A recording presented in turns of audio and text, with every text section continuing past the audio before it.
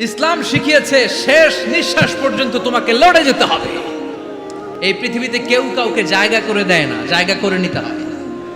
এই পৃথিবীটা, the life is not a bed of roses, এটা ফুল বিছানো কোনো ফুল সজ্জা নয়, এটা কণ্টকাকীর্ণ। কেউ আপনার স্পেস করে দিবে না, কেউ আপনাকে সুযোগ করে দিবে না, কেউ আপনার জায়গা করে দিবে না, বরং আপনি জায়গা করে নিলে টাইনা নিচে নামাবে। কথা বলেন। এজন্য কখনো অলসতাকে স্থান দেয়া যাবে। রসুল বাত্তালি দুক্কানু শয়তান, অলস মস্তিষ্ক শয়তানের আড্ডা। অলস যদি কেউ থাকে এটাতে টেনে বেঁধে কাজে নামাবে, পারা যাবে? আল্লাহ তাআলা ততক্ষণ পর্যন্ত কোনো জাতির ভাগ্যের চাকার পরিবর্তন করে না যতক্ষণ পর্যন্ত ওই জাতি নিজে নিজের ভাগ্যের চাকার পরিবর্তন করতে না চায়। চিল্লা এখন ঠিক কিনা? আমরা আজকে অলসতাকে নো বলে যাবো এই মাহফিল থেকে। অলসতাকে আমরা কি বলবো? আওয়াজ করে বলতে হবে। অলসতাকে কি বলবো আমরা? মুমিনের জীবনে কোনো অলসতা নেই। যখন আমরা এই সিদ্ধান্তে আসতে পারবো যে আমরা অলস সময় কাটাবো না, আমরা আমাদের এই সময়গুলোকে প্রোডাক্টিভ ওয়েতে কাজে লাগাবো, কোনো না কোনো কাজের সাথে জড়িত হব। Never under estimate any job, whether it's big or small, বড় হোক বা ছোট হোক, কোনো কাজকে আমরা ছোট করে দেখবো না। যে কোনো কাজ করো না ভাই, যে কোনো কাজ করো তা যেন হয় সবার চেয়ে সবচেয়ে সুন্দর। আমাদের অবসর সময়গুলোকে কাজে লাগানোর দরকার আছে না নাই? আমরা নিজেদেরকে কর্মঠ করে, কর্মজীবী হিসেবে, শ্রমজীবী হিসেবে নিজেদেরকে প্রতিষ্ঠিত করতে চাই। রাজি আছো মুসলমান? লক্ষ্মীপুরের যুবক ছেলেরা আওয়াজ করে বলো, পারা যাবে? লজ্জা কিসে? লজ্জা কিসে? অনেকে টাঙ্কি মারে, এদিক সেদিক ঘুরে আর বলে আমার আব্বা চেয়ারম্যান। আরে তোর আব্বা চেয়ারম্যান, তুই কি?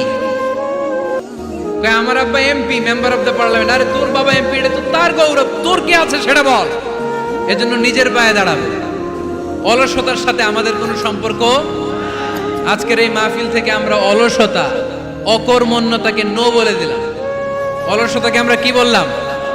আরো জোরে বলতে হবে। অলসতাকে কি বলবো? আর সব সময় কর্মঠ থাকবো, এনার্জেটিক থাকবো, নিজের পায়ে দাঁড়াবো, আইডিয়া জেনারেট করব, এন্টারপ্রেনার হওয়ার চেষ্টা করব, নতুন নতুন উদ্যোক্তা হওয়ার মাধ্যমে আমরা আমাদের নিজেদের ভাগ্য পরিবর্তনের চেষ্টা করব। কারণ আল্লাহ বলেছেন, ইন্নাল্লাহা লা ইউগাইয়িরু মা বিকাওমিন হাত্তা ইউগাইয়িরু মা বিআনফুসিহিম। আল্লাহ তাআলা ততক্ষণ পর্যন্ত কোনো জাতির ভাগ্যের চাকার পরিবর্তন করে না যতক্ষণ পর্যন্ত ওই জাতি নিজে নিজের ভাগ্যের চাকার পরিবর্তন করতে না চায়। চিল্লা এখন ঠিক কিনা? লাকাদ খালাকনা, একটা বাবার স্পার্মের মধ্যে 2 কোটি যদি শুক্রাণু না থেকে সেখান থেকে সন্তান হয় না।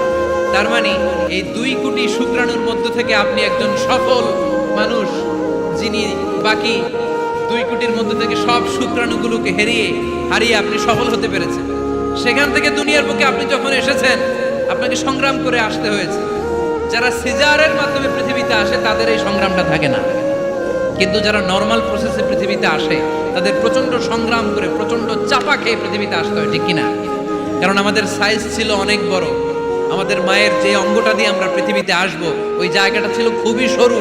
আমাকে সংগ্রাম করে, আমাকে যুদ্ধ করে, আমার নিজের অস্তিত্বের প্রমাণ দিয়ে চিৎকার মেরে এই পৃথিবীতে আসতে হয়েছে। চিল্লায় বলো ঠিক কিনা? এজন্য এই পৃথিবীর বুকে আমরা যতদিন থাকবো সংগ্রাম করে বাঁচতে হবে। ঠিক কিনা?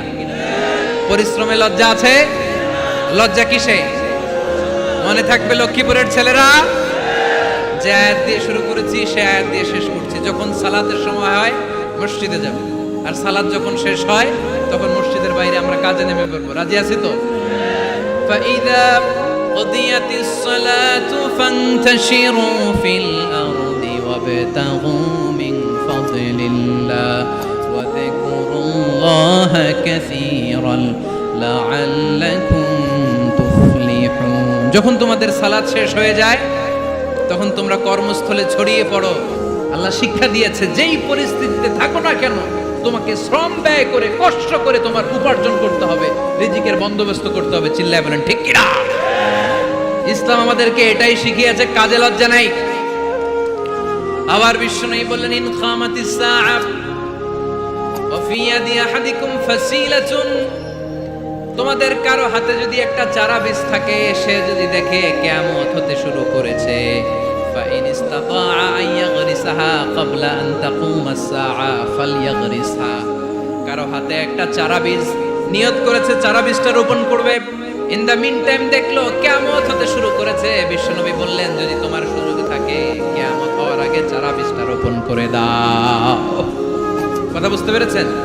আপনার হাতে একটা চারা বীজ, আপনি প্ল্যান করেছেন এই চারা বীজটা রোপণ করবেন। ইন দ্য মিন টাইম দেখলেন কি হওয়া শুরু হয়েছে। ইদা জুলজিলাতিল আরদু জিলজালাহা, দ্য বিগেস্ট আর্থকোয়েক, ভূমিকম্প শুরু হয়েছে, কিয়ামত হয়ে যাবে। বিশ্বনবী বললেন, কিয়ামত হইতেছে ওদিকে, আর তোমার হাতে যদি চারা বীজ থাকে দেরি করো না, কিয়ামত তোমার কাছ পর্যন্ত আসার আগে সুযোগ পেলে চারা বীজটা রোপণ করে দাও। সালাত শেষ, কাজে ঝাঁপিয়ে পড়ো, আদেশটা কার? তাহলে ইসলামে ইবাদতের অ্যাটিটিউডটা বুঝতে পারছেন? কাজের সময় কাজ, নামাজের সময়, আওয়াজ করে বলেন, কাজের সময়, নামাজের সময়। সুন্দর হয়েছে না বিষয়টা? ফাইদা কুদিয়াতিস সালাতু ফান্তাশিরু ফিল আরদ, যখন তোমাদের সালাত শেষ তখন জমিনে ছড়িয়ে পড়ো। জমিনটাকে আল্লাহ আমাদের জন্য উর্বর বানিয়েছেন। জমিনে বীজ রোপণ করে দিলেই এখানে ফসলের ব্যবস্থা করে দেয় কে? ওয়াল্লাযী জাআলা লাকুমুল আরদা যালুলান ফামশু ফি মানাকিবিহা ওয়া কুলু মির রিজকি ওয়া ইলাইহিন নুশুর। তিনি তো এমন সত্তা যিনি তোমাদের জন্য জমিনটারে ফ্ল্যাট বানিয়ে দিয়েছেন, সমতল বানিয়ে দিয়েছেন। এই জমিনের অলিতে গলিতে, বনে বাদারে, রাস্তায়, সাগরে, পাতালে, পাহাড়ে, বিভিন্ন জায়গায় তোমরা ঘুরে বেড়াও, সেখানে যে আমি আল্লাহর রিজিক তালাশ করো। সুবহানাল্লাহ। এই জমিনটাকে আল্লাহ সাহালাতুল মাসালিক, চলার জন্য সহজ বানিয়ে দিয়েছেন, ফ্ল্যাট, উঁচু নিচু নাই। এই যে লক্ষ্মীপুরের আজকে এই যে প্যান্ডেলের এখানে উঁচু নিচু আছে, আজকে এইখানে যদি উঁচু হতো ওইখানে নিচু হতো, আমরা ঠিক মতো দেখতে পারতেন? বিমান থেকে এটা খুব সুন্দর দেখা যায়, জমিনটা খুব ফ্ল্যাট দেখা যায়, সমতল। এই সমতল হওয়ার কারণে এখানে চাষাবাদের সুযোগ সুবিধা করে দিয়েছে কে? তাহলে বোঝা গেল এই জমিনটা সমতল এবং উর্বর, ভেরি ফার্টাইল ল্যান্ড। আমাদের সালাত শেষ আমরা কাজে চলে যাব, আবার আজান হলে মসজিদে ঢুকে যাব। এটাই হচ্ছে ইসলামের নিয়ম। সাইয়েদনা ওমর ফারুক যখন মসজিদে নববীর ইমাম, তিনি ইয়ামান দেশের কিছু লোকদের সাথে সাক্ষাৎ করলেন। কোন দেশের? ইয়ামান, যুদ্ধ বিধ্বস্ত একটা দেশ এখন। প্রাচীন নগরী হাদরামাউত বা আলাবাক, এই ইয়ামান দেশের কিছু লোকের সাথে তিনি সাক্ষাৎ করলেন। তারা গোল হয়ে বসে থাকে, নামাজের পরে যায় না, বসে বসে সুবহানাল্লাহ পড়ে, আলহামদুলিল্লাহ পড়ে জিকির করে। ওমরে ফারুক ভাবলেন, দেখি পরের ওয়াক্তে কি হয়। উনি আসরের নামাজে ইমামতি করতে আসলেন, এসে দেখলেন ইয়ামানের লোকেরা মসজিদের বারান্দায় আশেপাশে বসে আছে, সবাই যায়, এরা যায় না। মাগরিবের সালাতে উনি ইমামতি করতে আসলেন, ওমরে ফারুক নামাজ শেষ করে দেখলেন সবাই চলে যায়, কিন্তু ইয়ামানের লোকগুলো যায় না। এশার সালাত পর্যন্ত তিনি ওয়েট করলেন। এশার নামাজ পড়ে চলে যাওয়ার সময় ওমরে ফারুক দেখলেন সবাই নামাজ পড়ে কাজে চলে যায়, কিন্তু ইয়ামান দেশের লোকগুলো যায় না। ওমরে ফারুক বললেন, মা বালুকুম মা খাতবুকুম, ঘটনা কি? কি হয়েছে তোমাদের? সবাই নামাজ পড়ে চলে যায়, কাজে যায়, তোমরা যাও না কেন? এখানে কি করো? ইয়ামানিরা বলতে শুরু করলো, নাহনু আল মুতাওয়াক্কিলুনা আলাল্লাহ, আমরা এখানে আল্লাহর উপর তাওয়াক্কুল করে বসে আছি। ওমরে ফারুক অবাক হলেন, আনতুম আল মুতাওয়াক্কিলুনা ফিল্লাহ, তোমরা আল্লাহর উপর তাওয়াক্কুল করে বসে আছো? তো এই যে সারাটা দিন খাপটি মেরে এখানে বসে থাকলে তোমাদের খাবার আসে কোত্থেকে? উপার্জন হয় কি করে? ইনকাম আসে কোত্থেকে? রুজি রুটি হয় কোত্থেকে? ইয়ামানি লোকগুলো বলল, আমরা এখানে বসে বসে জিকির করি, তেলাওয়াত করি, বুজুর্গের মতো বসে থাকি। আমাদের বুজুর্গিয়া জিকির দেখে আশেপাশের লোকেরা এসে আমাদেরকে খাবার দিয়ে যায়।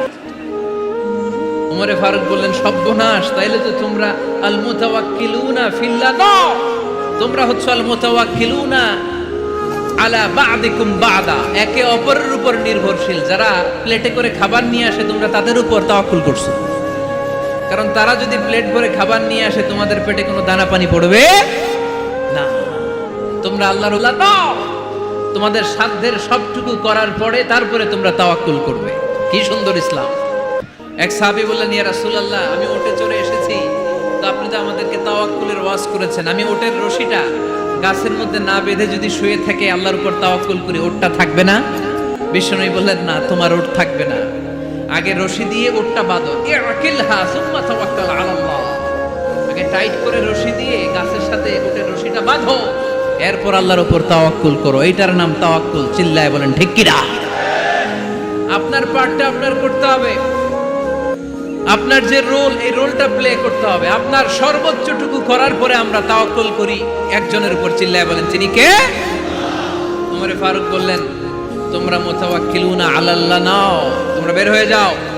খবরদার এরপরে কোনোদিন তোমাদেরকে যেন এই মসজিদের মধ্যে ঘাপটি মেরে গোল হয়ে বসে থাকতে না দেখা যায়। কারণ ফাইদা কুদিয়াতিস সালাতু ফান্তাশিরু ফিল আরদ ওয়াবতাগু মিন ফাদলিল্লাহ। ইসলামের বিধান হচ্ছে যখন নামাজ শেষ মসজিদে বসে থাকা যাবে।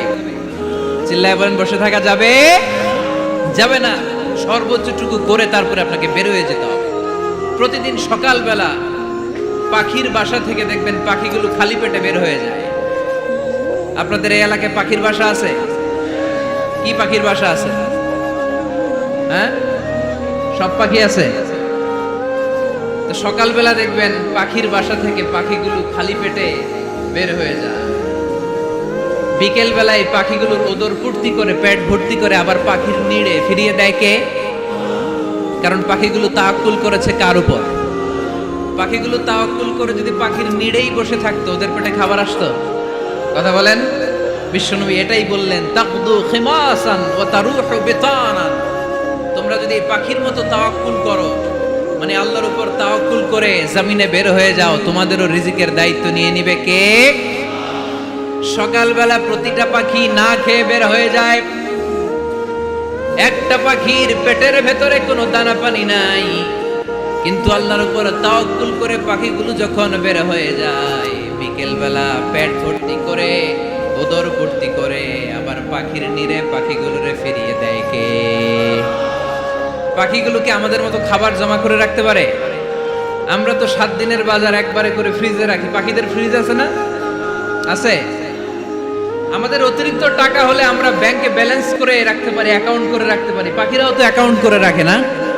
না, প্রতিদিন না খেয়ে বের হয়। কালকে ওই পাখিটা কি খাবে, কোন জায়গা থেকে তার রিজিকের ব্যবস্থা হবে, আল্লাহ ছাড়া কেউ জানে। এটার নাম তাওয়াক্কুল। এটার নাম কি? আমাদের সাধ্যের, আমাদের ক্যাপাসিটি, আমাদের ক্যাপাবিলিটির সবটুকু করে আমরা তাওয়াক্কুল করি একজনের উপর। চিল্লায় বলেন তিনি কে? এজন্য ইসলাম আমাদেরকে শিখায়, সালাত যখন শেষ বের হয়ে যাও, কাজে নেমে পড়ো। কাজে কোনো লজ্জা নাই, পরিশ্রমে কোনো লজ্জা আছে? যিনি রিক্সা চালায় এতে তার কোনো লজ্জা আছে? দিনমজুর, কুলি, ঠেলা গাড়ি চালায়, ছোট্ট ব্যবসা করে, এতে কোনো লজ্জা আছে? লজ্জা নাই। খেয়াল রাখবেন, লজ্জা হচ্ছে অলসতায়। লজ্জা কিসে? বিষ্ণু ঈসা ইসলাম বলেছেন, মা আকালা আহাদুন তুআমান কাত্তু খায়রুম মিন আইয়াকুলা মিন আমালি ইয়াদি। নিজ হাতে উপার্জিত খাবারের চেয়ে, অর্থের চেয়ে শ্রেষ্ঠ খাবার পৃথিবীর কোনো মানুষ কোনোদিন ভক্ষণ করে নাই। চিল্লায় কোন সুবহানাল্লাহ। শ্রেষ্ঠতম খাবার নিজ হাতে উপার্জিত খাবার। ঘাম জড়িয়ে যে অর্থ উপার্জন করা হয়, যে ইনকাম করা হয়, এটা হালাল। আর হালাল খেয়ে দোয়া করলে কবুল করে কে? এজন্য খেটে খাওয়া মানুষ, শ্রমজীবী মানুষ আর মেহনতি মানুষদেরকে বিশ্বনবী খুব ভালোবাসতেন। তারা বিশ্বনবীর বন্ধু আর বিশ্বনবী ছিল তাদের বন্ধু। সুবহানাল্লাহ পড়েন। এত ভালোবাসতেন বিশ্বনবী খেটে খাওয়ার মেহনতি মানুষদেরকে। সব সময় বিষ্ণু ইসলাম তাদের জন্য দোয়া করতেন। এজন্য যারা খেটে খায় তারা কপালওয়ালা, তারা মুস্তাজাবুদ দাওয়া। তারা কি? মুস্তাজাবুদ দাওয়া মানে এমন ব্যক্তি যে ব্যক্তি দোয়া করতে দেরি হয় কিন্তু দোয়া কবুল হতে দেরি হয় না।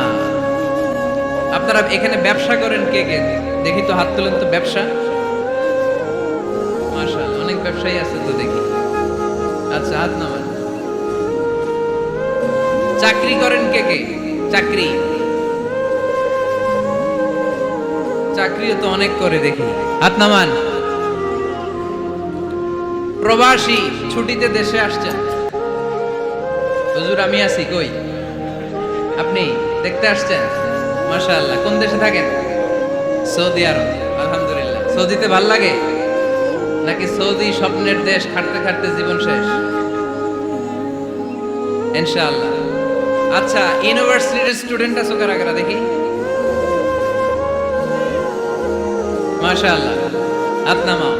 ক্লাস 5 থেকে ইন্টারমিডিয়েট পর্যন্ত পড়াশোনা করতেছো অথবা দাখিল আলিম পর্যন্ত, কারা কারা দেখি?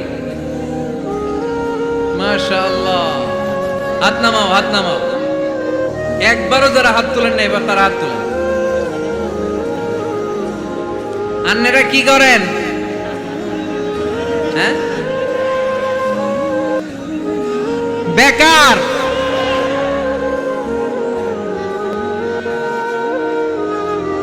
বাংলাদেশে চাকরির বাজার খুব মন্দা, ঠিক কিনা? বাংলাদেশ ইন্ডিয়াতে চাকরি পেতে অনেক কষ্ট। সামান্য একটা পদের জন্য যেখানে চেয়েছে ক্লাস 8 পাস, এখানে ডবল মাস্টার ডিগ্রি অ্যাপ্লাই করছে কয়েক লক্ষ। এজন্য আমাদেরকে উদ্যোক্তা হতে হবে। You have to be the entrepreneur. আমাদের উদ্যোক্তা দরকার, বেশি বেশি নতুন নতুন উদ্যোক্তা। নিজেই এমন আইডিয়া নিয়ে আসবে যেই আইডিয়া বিক্রি করে দুর্দান্ত আইডিয়া দিয়ে তুমি পুরো দেশ কাঁপিয়ে দিতে পারো। পারা যাবে না লক্ষ্মীপুরের ছেলেরা? আইডিয়ার অনেক দাম। You have to generate new ideas. নতুন নতুন আইডিয়া এনে মানুষ গোটা বিশ্বকে তাক লাগিয়ে দিচ্ছে। এই যে গত কয়েক বছর আগে কারের একটা রাইড চালু হয়েছে, নাম হয়েছে উবার। কি নাম? ঢাকায় যারা চলাফেরা করেন তারা হয়তো চড়েছেন। উবারের নাম শুনছেন না? এই উবার কোম্পানি কি করে জানেন? নিজেদের ব্যবসা নাই, পুঁজি নাই, পাত্তি নাই, অফিস নাই, কিচ্ছু নাই, কোটি কোটি টাকা হাতায় নিচ্ছে। Just idea, just they are generating new ideas. নতুন নতুন আইডিয়া দিয়ে গোটা বিশ্ব কাঁপিয়ে নিয়েছে একটা মোবাইল অ্যাপসের মাধ্যমে। কিসের মাধ্যমে? Mobile apps. একটা কোম্পানি খুলেছে, গোটা বিশ্বের সব প্রাইভেট কারওয়ালারা ওইখানে রেজিস্ট্রেশন করে আপনি মোবাইলে কোথায় যাবেন, কোত্থেকে যাবেন লিখবেন, গাড়ি আপনার বাড়ির সামনে এসে হাজির। তার একটা পার্সেন্টেজ ওই উবার কোম্পানি পায়। ইউনাইটেড স্টেটস অফ আমেরিকার একটা স্টেট আছে সান ফ্রান্সিসকো, ওইখান থেকে শুরু করছে। 775টা সিটিতে ওদের অপারেশন আছে। বাংলাদেশে ঢাকাতেও আছে, আমি মালয়েশিয়াতে থাকি, ওখানেও আছে, ওখানেও আমরা চড়ি। প্রায় 63টা দেশে ওদের কাজ আছে। গত বছরে 2018 সালে ওদের প্রফিট ছিল, রেভিনিউ ছিল 11.27 billion US dollar, 11.27 US billion dollar. Just they are selling their ideas. নতুন নতুন আইডিয়া দিয়ে গোটা বিশ্বকাপ আছে। এই উবার যখন চালু হলো, আমি তখন মালয়েশিয়ায়, শুনলাম বাংলাদেশে নতুন আরেকটা বাইর হইছে, পাঠাও। কি নাম? এটা বোধহয় সারা বাংলাদেশ ব্যাপী হয় নাই, 3টা জায়গায়, সিলেটে, চট্টগ্রামে আর ঢাকায়। এরা আরো চালাক। বাংলাদেশের ছেলেপেলেদের মাথায় চিকন চিকন অনেক বুদ্ধি। এরা ভাবলো এই উবার দিয়ে আর আমরা কত আগাবো, আমাদের গাড়ি আরো ছোট করতে হবে। এরা মোটরসাইকেল রাইড দেওয়া শুরু করছে। জ্যামের শহর ঢাকা, চিপা চাপা দিয়া এরা আপনারা নিয়ে জায়গা মতো পৌঁছায় দেবে। তো এই যে উবারের পরে আমাদের ছেলেরা বানাইলো পাঠাও। এরপরে কত কিছু বানাচ্ছে ছেলেপেলেরা, আমি তো এগুলো দেখে অবাক। রকমারি.com নাম শুনছো? বিক্রয়.com নাম শুনছো? ঘরে বসে বসে কোটি কোটি টাকা হাতিয়ে নিচ্ছে তারা। Just they are selling their ideas. যেহেতু আমাদের চাকরি কম, ওই চাকরির বাজারে আমরা লাইন দিতে চাই না। আমাদের মেধাকে খাটিয়ে খাটিয়ে আমরা নতুন তরুণ উদ্যোক্তা বানাতে চাই। চিল্লায় বলো ঠিক কিনা? উদ্যোক্তা যত বাড়বে ততই দেশের কল্যাণ হবে। মানুষ তাদের আইডিয়াকে কাজে লাগিয়ে গোটা বিশ্বকে তাক লাগিয়ে দিচ্ছে। আমরা আমাদের সমতল ভূমিতে চাষ করতে চাই না। মালয়েশিয়াতে একটা এলাকা আছে ক্যামেরুন হাইল্যান্ড, ওরা পাহাড়ের মধ্যে চাষাবাদ করে গোটা মালয়েশিয়ার খাদ্যদ্রব্যের অভাবকে মুক্ত করে দিয়েছে। পাহাড়ের মধ্যে ওখানে ফুলের বাগান। ক্যামেরুন হাইল্যান্ড প্রায় 6000 ফিট উঁচু, প্রচন্ড ঠান্ডা। এই ঠান্ডা পাহাড়ি হিল ট্রাক্স এরিয়াতে মালয়েশিয়ার এই ক্যামেরুন হাইল্যান্ডে ওখানে আছে ফুলের বাগান, আছে ফলের বাগান, আছে চায়ের বাগান। ওখানে মধুর চাষ হয়, ওখানে শাকসবজি চাষ হয়, ওখানে অনেক কিছু চাষাবাদ হয়। ওই ফলমূল শাকসবজি দিয়ে গোটা মালয়েশিয়ার 14টা স্টেটে যত শাক সবজি ফলমূল লাগবে ওরা আঞ্জাম দেয়। আর আমরা আমাদের সমতল ভূমিতে চাষ করতে চাই না। আমরা চাষাবাদকে খুব লজ্জা মনে করি। এটা ভুল আইডিয়া। আমাদের যে এলাকা যেই জিনিসের জন্য বিখ্যাত ওইটাকে আমাদের ব্র্যান্ডিং করতে হবে। লক্ষ্মীপুর কিসের জন্য বিখ্যাত? নারিকেল সুপারি। নারিকেল সুপারি যে পৃথিবীর কত মানুষ, ইন্দোনেশিয়ান লোকেরা মুড়ির মতো খায় নারিকেল আর সুপারি। তো এইটারে আমাদের ব্র্যান্ডিং করতে হবে। যেই দেশে যেটা আছে যে এলাকা যেই পণ্যের জন্য বিখ্যাত ওইটা আমাদের ব্র্যান্ডিং করতে হবে। আমাদের আদমজির জুট মিল বন্ধ না, ভাওয়ানি জুট মিল বন্ধ। আমাদের পাট শিল্পকে ধ্বংস করে দিয়ে ইন্ডিয়া এখন ওই কটনের পাঞ্জাবি বানায়, জুট কটনের পাঞ্জাবি, আছে না নাই? পুরা বাংলাদেশের মার্কেট এই জুট কটনের পাঞ্জাবি দিয়ে সয়লাভ। আমাদের বাংলাদেশের পাট দিয়ে যদি আমরা মিহি পাঞ্জাবি বানাতে পারতাম, গোটা বিশ্বকে, বিশ্ববাজারকে আমরা দখল করে নিতে পারতাম, ঠিক কিনা? এজন্য আমাদেরকে নতুন নতুন আইডিয়া জেনারেট করতে হবে। চাকরির পিছনে বসে থাকলে চলবে না। আর আজান যদি হয়ে যায় ছুটে যাব মসজিদে, আর নামাজ শেষ হলে আমরা আমাদের কাজের দিকে চলে যাব। চিল্লায় বলেন ঠিক কিনা? যেটাই করব আমরা ভালোভাবে করব। আল্লাহ বলেছেন লিয়াবলুয়াকুম আইয়ুকুম আহসানু আমালা। লক্ষ্মীপুরের ভাইয়েরা আওয়াজ করে উত্তর দেন, আওয়াজ করে উত্তর দিতে হবে। জান্নাতে যেতে হলে 100তে কত নাম্বার পেতে হবে? হ্যাঁ, হয় নাই 51। কি নাম তোমার? হ্যাঁ, ফরহাদ। জান্নাতে যেতে হলে 100তে আমার দরকার 51। 100তে কত লাগবে? ফাআম্মা মান সাকুলাত মাওয়াজিনুহু ফাহুয়া ফি আইশাতির রাদিয়া। সেদিন মিজানের পাল্লা যার ভারী হয়ে যাবে সে আনন্দ উৎসবে থাকবে। তো মিজানের পাল্লা ভারী হওয়ার জন্য 100তে আমার কত পাওয়া লাগবে? কত পাওয়া লাগবে? 51 পেলেই হয়ে যাবে। এজন্য আল্লাহ বলছেন লিয়াবলুয়াকুম আইয়ুকুম আহসানু আমালা। যেটাই করবে ভালোভাবে করবে। আল্লাহ এটা পরীক্ষা করতে চান যে আমরা ভালোভাবে কে কতটুকু আমল করেছি। যারা আরবি বুঝেন আলেম ওলামা আপনারা জানেন, এখানে আল্লাহ বলেননি লিয়াবলুয়াকুম আইয়ুকুম আকসারু আমালা। আল্লাহ এটা দেখতে চান যে তোমাদের মধ্যে থেকে কে বেশি আমল করে। এটা বলছে আল্লাহ? বলে নাই। আল্লাহ বলেছে লিয়াবলুয়াকুম আইয়ুকুম আহসানু আমালা, যে ভালো করে করে। এজন্য আমরা যাই করি না কেন কি করে করব? আওয়াজ করে বলতে হবে। কেমন করে করব? যে কোনো কাজ করো না ভাই, যে কোনো কাজ করো তা যেন হয় সবার চেয়ে সবচেয়ে সুন্দর। পড়েন, যে কোনো কাজ করো না ভাই, যে কোনো কাজ করো তা যেন হয় সবার চেয়ে সবচেয়ে সুন্দর। পড়েন, যে কোনো কাজ করো না ভাই, যে কোনো কাজ করো তা যেন হয় সবার চেয়ে সবচেয়ে সুন্দর। হোক না সেটা পড়া লেখা, রঙের ভাষায় ছবি আঁকা। পড়েন, হোক না সেটা পড়া লেখা, রঙের ভাষায় ছবি আঁকা। হোক না সেটা সামান্য কাজ কিংবা মহত্তর, তা যেন হয় সবার চেয়ে সবচেয়ে সুন্দর। যে কোনো কাজ করো না ভাই, যে কোনো কাজ করো তা যেন হয় সবার চেয়ে সবচেয়ে সুন্দর। চিৎকার করে বলেন ঠিক কিনা? আমরা যেটাই করি না কেন ওইটা ভালো করে করার দরকার আছে না নাই? এজন্য কাজে আর শ্রমে কোনো লজ্জা নাই। লজ্জা হচ্ছে অলসতায়। লজ্জা কিসে? অলসতায়। কাজ করে খেতাম, কাজে লজ্জা নেই। লজ্জা হচ্ছে অলসতায়। লজ্জা কিসে? আজকের আলোচনা থেকে এটা মুখস্থ করে নিতে হবে। কাজে লজ্জা নেই। লক্ষ্মীপুরের ইয়াংস্টারেরা শ্রমে লজ্জা নেই, পরিশ্রমে লজ্জা নেই। লজ্জা অলসতায়। লজ্জা কিসে? আরো জোরে।